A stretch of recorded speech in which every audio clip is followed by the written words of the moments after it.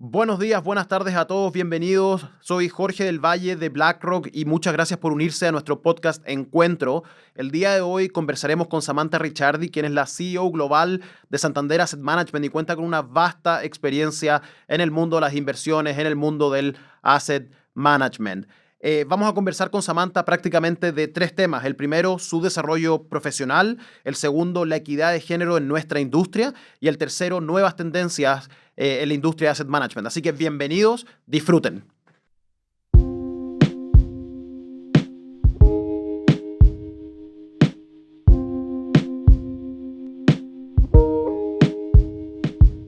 Muy buenos días, muy buenas tardes a todos. Es un placer para mí estar hoy día liderando este episodio de nuestro podcast Encuentro con una invitada, la verdad, muy especial, Samantha Ricciardi. Muchos de ustedes conocerán a Samantha. Yo tuve el placer no solo de haber trabajado con Samantha en sus años en BlackRock, sino que también seguir trabajando con ella y seguir teniéndola como una mentora en mi propia carrera profesional. Samantha, bienvenida. ¿Cómo estás?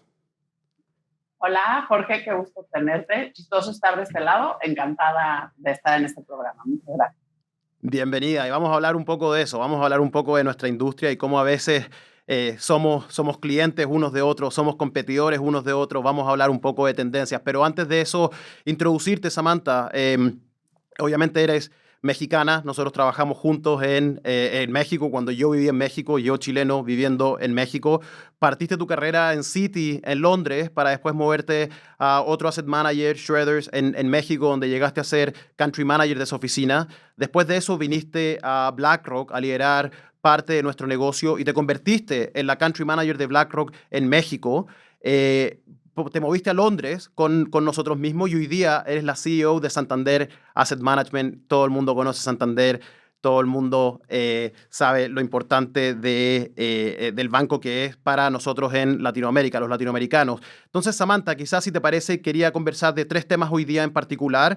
El primero es un poco de tu desarrollo profesional. El segundo tiene que ver con la equidad de género y tu propia experiencia como mujer llegando a roles de CEO, roles de liderazgo, ¿cierto? E importantes dentro de compañías muy importantes.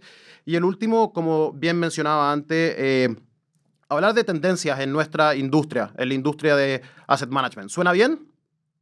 Me parece muy bien. Vale. Muy buena plática, va. Perfecto. Partamos con el tema de desarrollo personal. Y ya lo mencionamos, Samantha, eres mexicana, eres esposa, eres madre, obviamente viviste en México, viviste en Londres y hoy día vives en Madrid.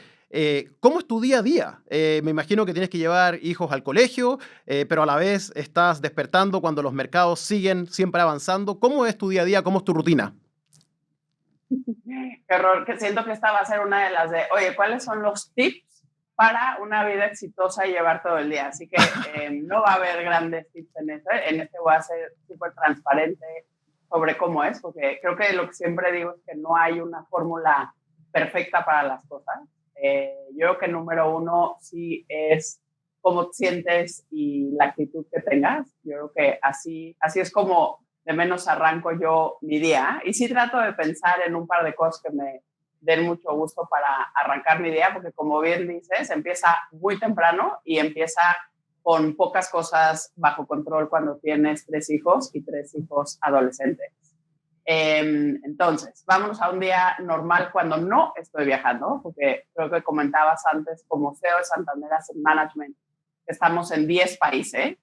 Si le preguntas a mi hija más chica, nunca estoy en casa, lo cual no es cierto. Sí estoy bastante en casa, pero viajo, diría, una semana sí y una no. Pero si estoy en Madrid, efectivamente mi día arranca con despertarme, ir a despertar a los niños, preparar el desayuno y luego llevarlos a la parada del bus para irse a la escuela.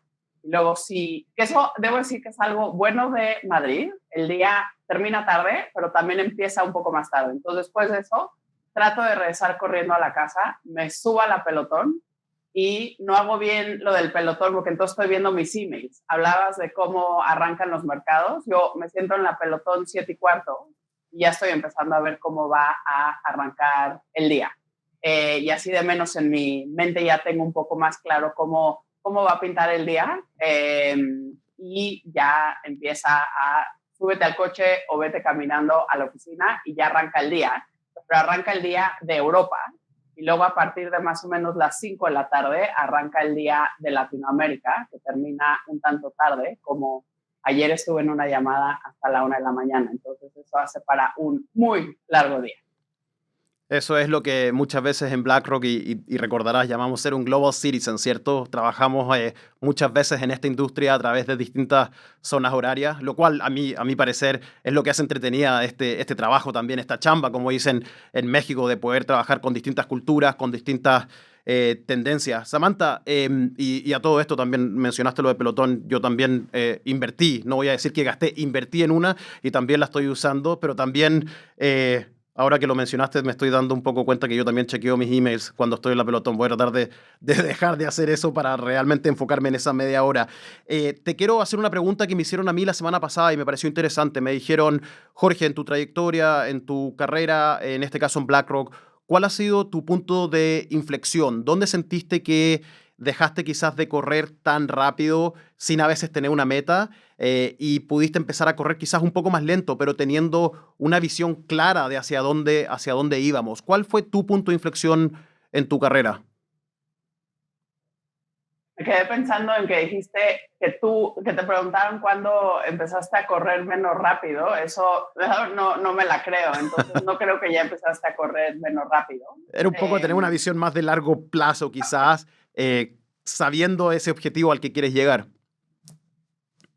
Yo te diría que creo que por un lado, y creo que en eso compartimos mucho, nos cuesta trabajo la parte de slowing down, entonces no creo que vaya a haber una parte de slowing down, porque supongo que eso es, ojalá lo que nos diferencie un poco, que siempre vamos, la meta siempre la vamos alejando un poco más, ahí está, pero siempre la vamos pateando un poco más lejos.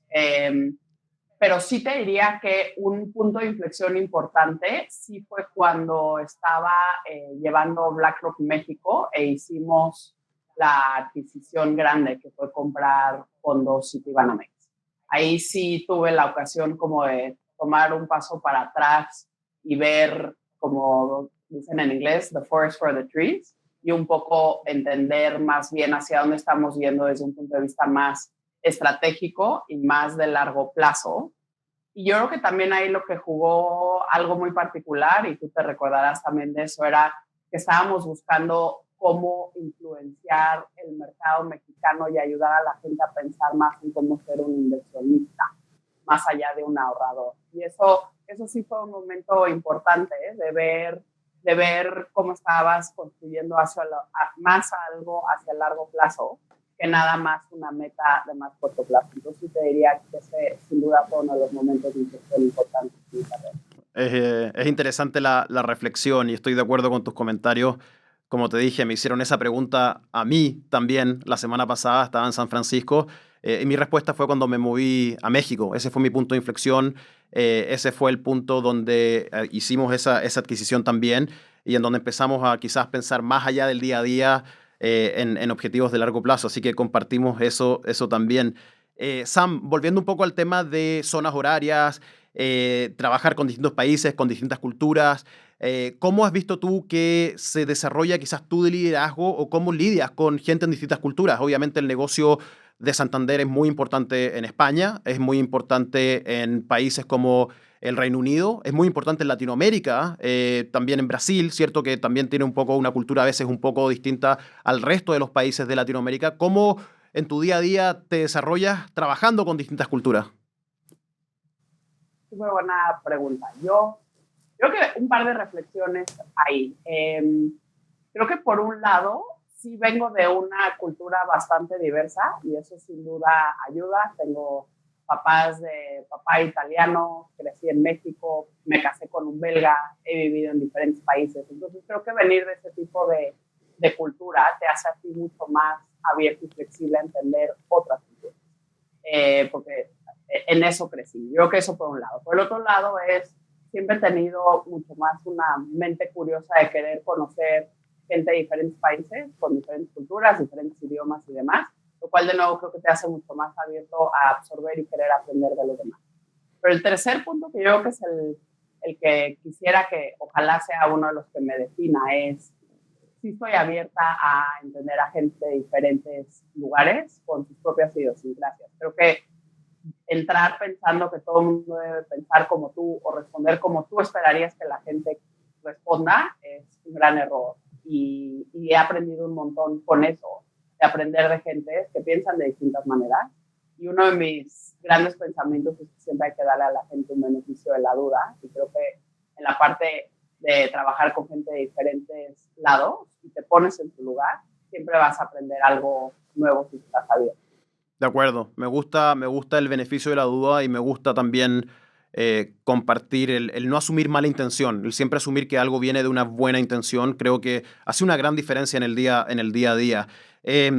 Samantha, si te parece, pasemos un poco al tema de la equidad de género. Voy a leer una estadística que obtuvimos por acá que dice que hoy por hoy menos del 2% de los CEOs de bancos son mujeres y a pesar de que en México el 48% de los empleados del sector financiero sí son mujeres, 48% es prácticamente la mitad, ¿cierto? El porcentaje desciende a 25 cuando esos roles se hacen más seniors, ¿cierto? Entonces tenemos quizás una buena penetración hoy día de mujeres, más o menos la mitad en México, en el sector financiero, pero en la medida que vamos poniendo roles de más importancia, ese número cae. ¿Cómo ha sido tu experiencia como mujer trabajando en la industria financiera? Quizás, ¿qué ves hoy día distinto que viste hace 10 años o cuando empezaste tu carrera? ¿Y qué más se puede hacer en la industria financiera, quizás enfocándonos en México, tú como mexicana? Eh, Sin duda, cuando citas las estadísticas, me sigue dando mucha tristeza que seguimos tan mal en las estadísticas de los roles senior, pero sin duda eso es un reto tanto en México como en muchos otros países. Cuando volteas a ver las estadísticas en la mayoría de los países, si quitas tal vez los países nórdicos, sigues teniendo porcentajes muy bajos en roles senior para las mujeres. Yo estoy convencida que uno de los retos que siguen siendo principales, y ahorita entramos a la diferencia tal vez de hace 15 años a lo de hoy, yo te diría que son dos cosas. Por un lado, tienes un tema cultural. Yo creo que en México ese sin duda ha mejorado, pero creo que sigue siendo uno que pesa, porque culturalmente en general se espera que la mujer sea quien se encargue de la casa, de los niños, del esposo, y si trabajas, qué bueno, pero es más accesorio a lo demás porque tienes que seguir cumpliendo con todo. Entonces creo que hay un lado cultural todavía muy importante. Y luego creo que hay otro que tiene que ver mucho más con la empresa y tu entorno de en dónde estás. Y ahí yo creo que algo que sí ha cambiado en los últimos años hay cada vez más compañías que dan más facilidades porque quieren tener más flexibilidad, quieren tener más diversidad en la representación de las mujeres. Y sin duda eso ha cambiado y mejorado mucho en los últimos años. Pero me parece que lo diferencial ahí es que los hombres también participen de eso. Porque creo que si al final las únicas que se toman el tiempo para ir a tener los hijos o son las que vocalmente dicen en la oficina, hoy me voy temprano que voy a llevar a mis hijos al doctor, a la clase de natación o a lo que sea, siempre va a quedar un estigma de, es mujer, es mamá, es la que entonces va a trabajar menos horas. Yo sí creo que ese componente sí ha ido cambiando, es el que más ha ido cambiando, diría en México, los últimos 15 años, donde hay menos de ese estigma de que es algo que hacen las mujeres y veo que cada vez más es algo que también comparten los hombres. Pero sin duda es algo que es súper importante que socialmente también sea mucho más aceptable, que sea un tema de hombres y mujeres, tomarse los tiempos, por ejemplo, en temas de hijos, que antes era algo que solo hacían las mujeres. Interesante, sí, y estoy de acuerdo con ese punto. Y ahí, Samantha, preguntarte, eh, y quizás volviendo a la pregunta que me la respondiste, pero ¿cómo podemos ayudar a los hombres? Quería entrar un poco en el tema de mentoría o de sponsorship, ¿cierto? Y un poco recibir tu experiencia de buenos mentors que has tenido en tu carrera, quizás no buenos mentors, ¿por qué un mentor ha sido bueno? ¿Por qué no? ¿Y cómo eso te ha ayudado a ti como mujer a desarrollarte? Muy buen punto. Y ahí voy a hacer tal vez un paso para atrás en yo lo que he visto que ha funcionado bien en generar mayor diversidad, aparte de lo que hablamos de cultural y a lo mejor de facilidades que pueden ser regulatorias o nada más corporativas, Creo que también la parte de poder darle los instrumentos a las mujeres para seguir creciendo en la carrera, como puede ser capacitaciones especiales, o sea, muy enfocadas a cómo sigues creciendo, al tema de mentoría y al tema a veces de tener un coach. Yo sí tuve la suerte dentro de BlackRock de que se trabajaran esos tres temas dentro de el network de mujeres, donde efectivamente había un programa específico para mujeres que duró un año, tenías un sponsor y tenías un coach. El sponsor y el coach, como sabemos bien, no es lo mismo, pero sí usas esos elementos y hay gente que usa más y le sirvió más tal vez el curso o el sponsor o el coach o el mentorship, pero creo que la combinación de poder dar este tipo de instrumentos para las mujeres para seguir en su carrera son súper relevantes. Yo sin duda sí tuve varios, tanto sponsors como coaches, como mentors, que me ayudaron un montón en mi carrera. Ken Wilson era un vice chairman en BlackRock, yo no sé si te acuerdas de él, Sí, claro. ya no está. Sí. Él fue un gran sponsor para mí dentro de BlackRock cuando estaba justo pasando el paso importante a ser un country head y por ende a ser un MD y a tener un rol mucho más demandante. Entonces tener un sponsor como él sin duda me ayudó un montón. Una de las cosas que me recomendó, que creo que eso es súper relevante y que siempre hay que hacer, es tener buenos equipos y saber delegar. Creo que en esa época no sabía yo delegar muy bien. Ese fue un gran tip que me dio Ken Wilson en su momento. Pero sí he tenido la suerte en general de tener buenos sponsors o mentores a lo largo de mi carrera y creo que te van acompañando en el tiempo y yo espero poder ser lo mismo para otras mujeres que vienen creciendo en su carrera también. Sí, podríamos tener una sesión entera de la importancia de delegar. La verdad es que es bastante, bastante importante, probablemente en toda industria, pero en la industria en que trabajamos nosotros es muy, muy, muy importante. Samantha, si te parece, pasemos a la última fase de esta conversación y que tiene que ver con las nuevas tendencias en el mundo de asset management. Y hoy día, justamente hoy día, marca mi 12º año en BlackRock. Llevo 12 años en BlackRock, 12 años trabajando en la industria y la verdad es que la industria como yo la veo hoy día es una industria totalmente distinta que hace 10, que hace 12 años. En tu experiencia, ¿cuáles son las cosas nuevas que vemos hoy día? Podemos quizás hablar de tecnología, podemos hablar de retos, podemos hablar de tendencias y oportunidades. ¿Qué estamos viendo hoy día que quizás es distinto que hace una década atrás? Felicidades por tu 12º año. A ver, yo me iría a un par, unas son un poco más nuevas tal vez que otras, pero una es sin duda la inversión sostenible. Creo que a lo largo de los últimos 5 años más o menos hemos estado hablando mucho del tema de AFP en español, hoy estoy en inglés. Creo que va a diferentes ritmos dependiendo de dónde estás. Ahora que estoy en Europa, veo lo mucho más avanzados que están en Europa y en la importancia que le dan en el tema de ESG comparado con las Américas, incluido el norte y el sur, no nada más Latinoamérica. Y sin duda esta es here to stay y lleva ya un par de años. La segunda diría que son mercados privados y alternativos, creo que también la llevamos viendo más o menos desde hace unos 10, pero cada vez va agarrando más envergadura. Fintech, tecnología, sin duda es la que va avanzando a ritmos más agigantados, que también llevamos viendo desde hace un par de años. Y finalmente, passive, que sin duda BlackRock ha sabido capitalizar en tiempo y por. Perfecto, perfecto. Sí, y quizás mencionaste el tema de la fintech. Lo que estamos viendo también es un desarrollo tecnológico importante en nuestra industria. Generalmente cuando pensamos en tecnología, estamos pensando en nuevas empresas, en mismo fintech, ¿cierto? Pero cuando yo pienso de alguna u otra manera en empresas tecnológicas que han sido capaces de ser exitosas, la verdad es que cuando busco el denominador común de esas empresas, de cierta manera el éxito viene dado porque esas empresas han podido minimizar la fricción entre el consumidor y el servicio que están otorgando, ¿cierto? Y hoy día cuando miro nuestro mercado, nuestra región en Latinoamérica, veo mucha más gente con acceso a poder invertir gracias a la tecnología, gente que antes no podía. ¿Cómo quizás has visto ese paralelo entre el inversionista europeo y el inversionista latinoamericano? ¿Qué cosas te han llamado la atención?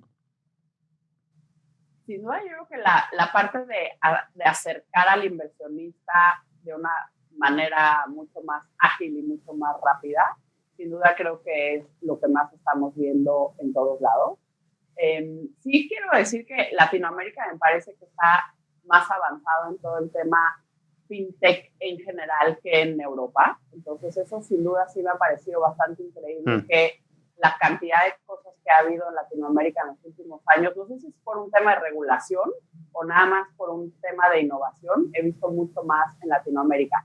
Sin embargo, en todo el mundo regulado, por ejemplo en el bancario, sí me parece que está mucho más avanzado Europa en todo lo que puedes hacer en un mundo mucho más regulado, no fintech, de capacidad de inversión u otros métodos de pago de más que lo que había visto hasta ahora en Latinoamérica. Sí, totalmente de acuerdo. Y cuando comparamos nuestra región con algunas otras regiones, también nosotros hemos visto de este lado que estamos un poco más avanzados. Hay bastante innovación. Samantha, te quiero agradecer por el tiempo. Mil gracias. Espero que la próxima vez lo podamos hacer en persona, ya sea en Nueva York o en la Ciudad de México o en Madrid. Y espero verte muy pronto. Y a todos nuestros auditores agradecerles por haber escuchado este podcast y nos vemos en la próxima. Muchas gracias. Muchas gracias.